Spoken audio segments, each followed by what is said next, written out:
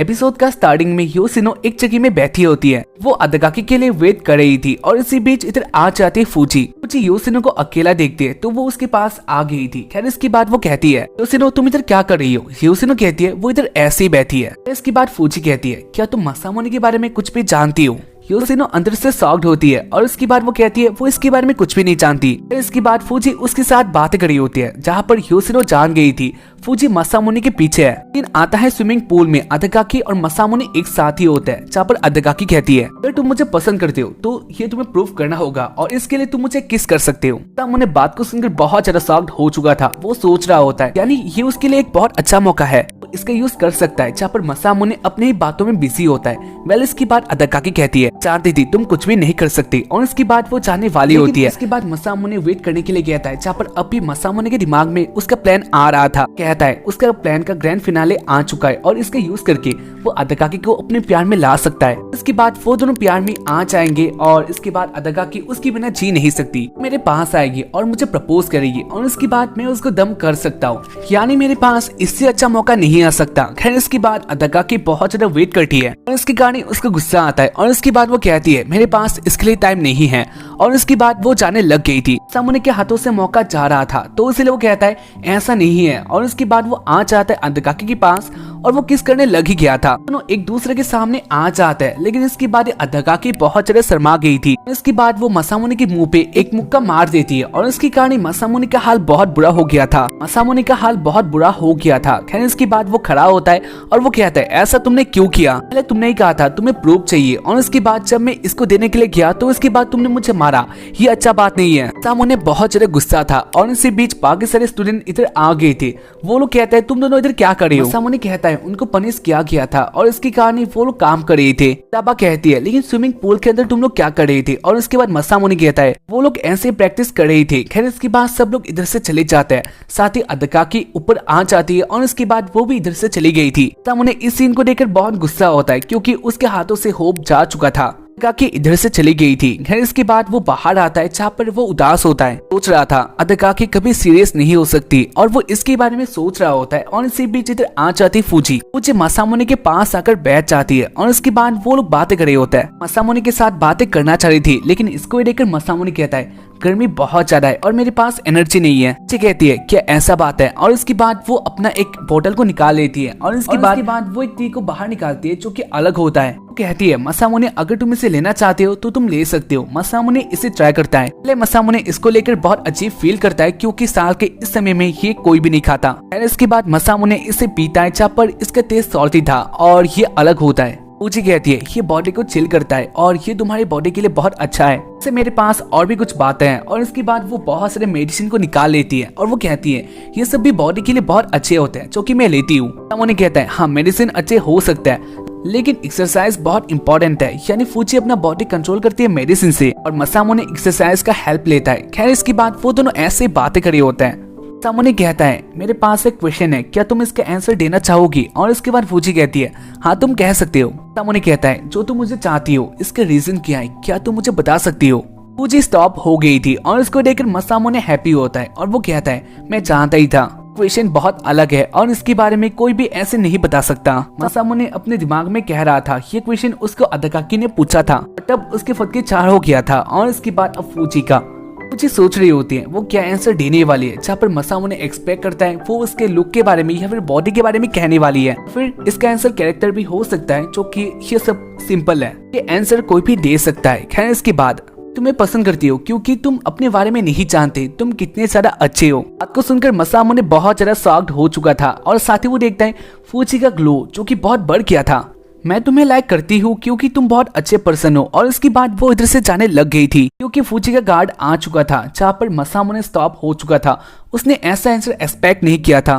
मसामुने कहता है जो उसने फूजी के बारे में सोचा है वो गलत है, यानी फूजी इससे भी बहुत अलग पर्सन है। इसके बाद हमें दिखाया जाता है सिनो फूजी का पीछा कर रही होती है। शाम का टाइम आ चुका था, फूजी ऐसे अकेली घूम रही होती है और इसके मौका लेके उसके पीछे योशिनो आ जाती है। फूजी आगे जाकर किसी को ढूंढ रही होती है, जहाँ पर योशिनो उसके पीछे थी। योशिनो कहती है फूजी का मतलब अलग हो सकता है, उसका इरादा कुछ और है। खैर इसके बाद वो उसके पीछे जा रही होती है, लेकिन इसी बीच फूजी का गार्ड इधर आ गई थी, योशिनो को पकड़ लेती है और इसके बाद वो कहती है क्या तुम्हें फूजी से कुछ काम है?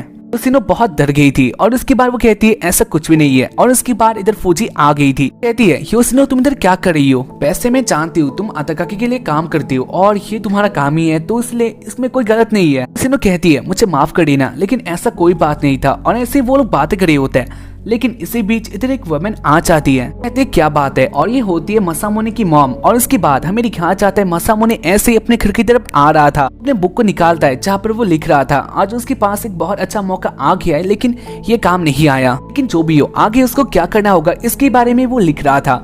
और ऐसे ही वो अपने घर में आ जाता है। में आने के बाद वो अपने किचन में आता है, जहाँ पर वो इसको देखकर शॉक्ड हो चुका था, क्योंकि उसके आगे फूची और योशिनो एक साथ ही काम कर रही थी। सामने सोचता है ये क्या हो रहा है, और उसके बाद वो अपने मॉम के साथ बात करता है। वो योशिनो को पकड़ता है और उसके बाद योशिनो और वो ऊपर आ जाता है। सामने कहता है मास्टर आप इधर क्या कर रहे हो और ये सब इधर क्या हो रहा है? और उसके बाद योशिनो कहती है मैं और फूची रोड में बातें कर रही थी, इसी बीच तुम्हारी मॉम इधर से जा रही थी और उन्होंने हमें देख लिया। हमारा जो यूनिफॉर्म था वो पहचान गई थी और उसको देखकर वो हैप्पी होती है। वो कहती है मसामुने बहुत पॉपुलर है, वो जानती है हम लोग मसामुने के फैन हैं, तो इसलिए उसने हमें ट्रीट के लिए घर में बुला दिया। हमारे पास कोई ऑप्शन नहीं था क्योंकि उन्होंने बहुत ज्यादा बुलाया और इसलिए हमें आना पड़ा। जहाँ पर मसामुने जान गया था ये सब उसके मॉम के लिए हो रहा है। बात को सुनकर बहुत गुस्सा होता है और वो कहता है मुझे माफ कर देना, लेकिन मैं नहीं जानता था। मसामुने कहता है लेकिन तुम लोगों को चले जाना चाहिए तुम्हें कुछ डेंजरस देखने से पहले। और उसके बाद मसामुने अपने फोटो को छुपा लेता है, जहाँ पर योशिनो मसामुने का रूम देख रही थी। और उसके बाद वो कहती है डेंजरस वर्ड से तुम्हारा मतलब ये था। और उसके बाद वो दिखा देती है जहाँ पर मसामुने का रूम एक जिम की तरह लग रहा था। मसामुने कहता है हाँ यही सब बहुत डेंजरस है। योशिनो कहती है क्या तुम हमेशा ये सब करते हो? मसामुने कहता है हाँ, अपने बॉडी में जरा सा भी फैट लाने नहीं देता, जब ये आता है तभी वो इसे खत्म कर देता है, यानी ये रूम उसका बहुत यूजफुल है। खैर इसके बाद मसामुने और योशिनो ऐसे बातें कर रहे होते हैं और इसी बीच इधर आ गई थी फूजी। रूम को देखकर बहुत इंप्रेस होती है, वो कहती है रूम बहुत अच्छा है। उसके बाद वो अंदर आ रही थी, जहाँ पर मसामुने जान लेता है अगर वो अंदर आ गई तो इसके बाद बहुत बुरा हो सकता है, इसलिए मसामुने फूजी को पकड़ के बाहर ला देता है। और उसके बाद और ऐसे वो दोनों बहुत पास आ चुके थे। इसको देखकर फूजी शर्माती है और वो कहती है तुम जो कर रही हो इससे मुझे बहुत शर्म आ रहा है। मसामुने दूर हो जाता है और इसके बाद वो अपने मन में कहता है ये जो कह रही है इससे मुझे कोई फर्क नहीं पड़ता। इसके बाद मसामुने कहता है लेकिन बात क्या था, क्या तुम मेरे साथ बात करने के लिए आई थी? कहती है तुम्हारा बहन यानी सिनाचो खाने के लिए वेट कर रही है, तो इसलिए हमें नीचे जाना चाहिए। और इसके बाद वो दोनों नीचे आ जाते हैं। सामने देखते हैं उसके आगे बहुत सारे यमी खाने होता है, लेकिन ये कैलोरीज में बहुत हाई थे, यानी ये खाना बहुत अनहाइजीनिक होता है। और उसको देखकर मसामुने जान गया था इससे उसका बॉडी बहुत बुरा इफेक्ट करने वाला है। मसामुने के पास कोई ऑप्शन नहीं होता क्योंकि उनको एक साथ ही खाना था, तो इसलिए वो अपने टेबल में आ जाता है। और उसके बाद सब लोग एक साथ ही खाना स्टार्ट कर देते हैं। मसामुने खाने को सोच समझ के खा रहा होता है, जहाँ पर जो अनहाइजीनिक पार्ट होता है वो इसको स्किप करके अंदर वाला चीज होता है जो कि अच्छा था वही खाने लग गया था। ऐसे ही खाने का बहुत वेस्ट होता है, जहाँ पर फूजी भी बहुत सारे मेडिसिन एक साथ ही ले रही थी, उसको भी ये सारा खाना नहीं खाना था। इसे देखकर मॉम बहुत गुस्सा होती है, कहती है फूजी और मसामुने तुम दोनों को अच्छे तरह से खाना खाना चाहिए। इसको देखकर सिनाचो बहुत हैप्पी होती है, वो हंसने लग जाती है। और इसके बाद वो कहती है मसामुने और फूजी तुम दोनों एक जैसे ही हो। इसके बाद वो लोग बाहर आ जाते हैं क्योंकि बाहर फायरवर्क्स होने वाले थे। मसामुने और फूजी एक साथ बाहर होते हैं, जहाँ पर इधर सिनाचो आ जाती है। सिनाचो बहुत ज्यादा एक्साइटेड थी और इसके बाद वो कहती है फूजी तुम इधर आ जाओ और मेरे साथ खेलो। फूजी को जाना पड़ता है और इसको देखकर मसामुने बहुत हैप्पी होता है। वो कहता है बहन तुमने बहुत अच्छा काम किया, वो मेरे से जितना दूर रहेगी उतना ही मैं सेफ हूँ। और इसके कारण वो बहुत हैप्पी था। खैर इसके बाद वो लोग बहुत इंजॉय करते हैं। फूजी सिनाचो के साथ बहुत हैप्पी होती है और ये सीन मसामुने देख लेता है। मसामुने को भी ये अच्छा लगता है और इसके बाद वो लोग वाटरमेलन भी खाते हैं, साथ ही वो लोग बच्चों वाले हरकत भी करते हैं। मसामुने इसको देखकर कहता है तुम लोग बहुत बड़े हो और इसलिए ये सब तुम्हें नहीं करना चाहिए। लेकिन ये सीन देखकर फूजी बहुत ज्यादा इंजॉय करती है, वो हंसने लग गई थी और ये भी मसामुने देख लेता है। इसके बाद ऐसे फूजी अपना एक बहुत अच्छा टाइम इधर स्पेंड करती है और उनका जाने का टाइम हो चुका था, रात हो गया था, तो इसलिए फूजी रेडी हो जाती है। मसामुने कहता है तुम्हारा फूजी आ चुका है। फूजी कहती है हाँ मैं जानती हूँ। और इसके बाद वो रेडी होके बाहर आ जाती है, कहती है मसामुने तुम्हारा बहुत है, तुम्हारे घर टाइम स्पेंड करके मुझे बहुत अच्छा लगा। जहाँ पर मसामुने अपने मन में कहता है वापस कभी मत आना। खैर इसके बाद फूजी इधर से चली जाती है। वेल इसके बाद टाइम आ गया था योशिनो का, तो इसलिए मसामुने कहता है योशिनो तुम कहाँ पर रहती हो? कहती है वो अताकाकी के घर में रहती है। खैर इसके बाद मसामुने कहता है अगर ऐसा बात है तो वो योशिनो को उसके रास्ते तक छोड़ने वाला है, जहाँ से वो टैक्सी ले पाएगी। खैर इसके बाद वो दोनों अकेले ऐसे जा रहे होते हैं। योशिनो कहती है वैसे मेरे पास एक बात है, तुम उसके रास्ते में मत आना। मासामुने कहता है ऐसा नहीं हो सकता, मैं उसके झांसे में नहीं आऊंगी। योशिनो कहती है कभी नहीं। इसके बाद हमें दिखाया जाता है कार में जहाँ पर फूजी अपने गार्ड के साथ बातें करते हुए जा रही थी। फूजी की गार्ड कहती है वैसे मैं आपका कोई भी हेल्प नहीं कर पाई और इसके लिए मुझे माफ कर देना। फूजी कहती है कोई बात नहीं है, आज जो मैंने काम किया उसका रिजल्ट मुझे जल्द ही मिलने वाला है। और इसके बाद फूजी एक फोटो को देखती है जहाँ पर मासामुने और अदागाकी एक साथी थे और ये मासामुने के पास था। फूजी कहती है सच है वो सही है और इसके साथ ही एपिसोड का एंड हो जाता है। उम्मीद करता हूँ कि तुम लोगों ने एपिसोड को इधर तक देखा होगा और अगर देखा है तो एपिसोड को लाइक कर देना, साथ ही चैनल को सब्सक्राइब करना मत भूलना क्योंकि ये भी इंपॉर्टेंट होता है। बाकी हम लोग मिलते हैं इसके बाद वाले एपिसोड में और तब तक के लिए बाय, जय हिंद, सायोनारा।